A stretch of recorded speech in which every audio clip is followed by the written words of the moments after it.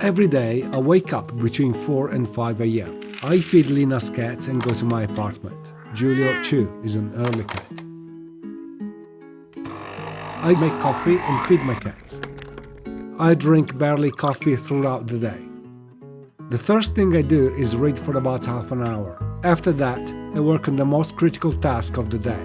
Usually, it is a creative project. I work out for about 30 minutes and go back to work. This is what my day looks like. If I don't wake up this early, I won't have time to read, to work out, but mostly to write and be creative. It feels so intimate, and I can just focus on myself. Everybody's sleeping. If I didn't take advantage of this time, I would be sleeping too. I'm currently working on a new short film. Soon, I will share my writing process, and if you stick around, you'll see the behind the scenes of the whole journey. Diego comes at about 9:30. We drink coffee together, plan the day, and get to work. More about Diego in a future episode. Are you hungry?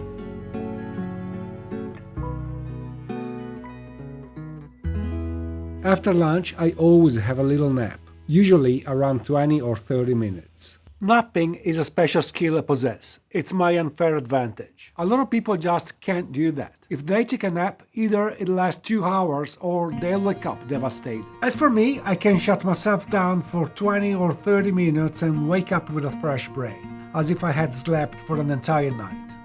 The downside, though, is that I don't get to decide when to take a nap. My eyes get so heavy and they shut themselves. Waking up early is the best thing I can do for myself.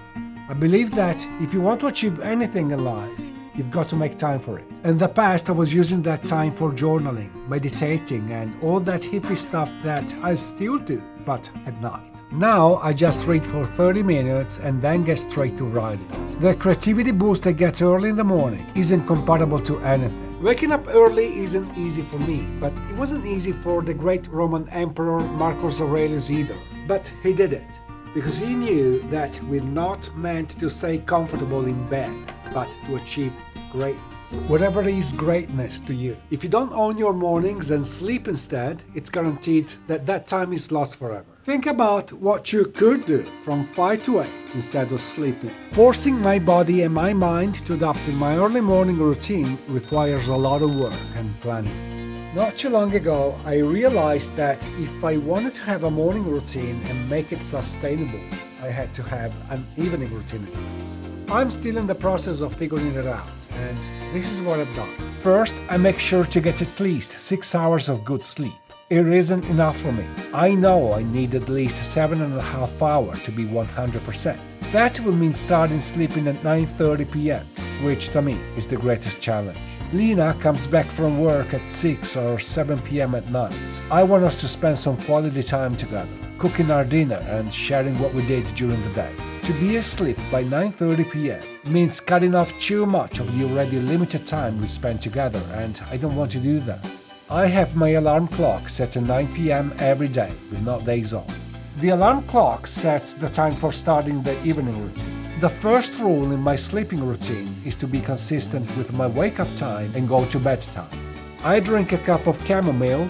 I read in bed, something challenging, difficult, boring maybe, to help me fall asleep as soon as possible. As soon as I put my book down, I do my breathing exercise. I breathe air in for 4 seconds. I keep my breath for 7 seconds and breathe out for 8 seconds. I repeat this cycle for 4 or 5 times. Focusing on your breathing allows the mind to stop all other thoughts and relaxes the body. Chances are that I get to sleep between 10:30 and 11, which isn't enough and will require some nap time the next day. But I get to wake up consistently at 5 a.m. and be productive during the whole morning. Besides all that, I make sure I don't drink coffee after 2 p.m. I do some sort of workout during the day and avoid a large meal before going to sleep. I'm still tuning and tweaking this routine. Being the methodical person that I am, I recently built a tool that will allow me to analyze the data, find patterns, and make changes to be more effective. This tool is my sleeping journal. Every morning I take 30 seconds to fill in this data. Nap time. Did I take a nap the day before? At what time and for how long? Bedtime. What time did I go to bed last night? Start sleeping. At what time did I fall asleep last night? Wake up. At what time did I wake up today? Total sleep. How many hours did you get to sleep? Quality. I rate from 1 to 10 the quality of my sleep. Occasional wake up. Did I wake up during the night? To take a leak, maybe? At what time? Pre-sleeping activity. What did I do before falling asleep? Did I drink my camel? Read a book? Did I do my breathing exercises? Mood and stress.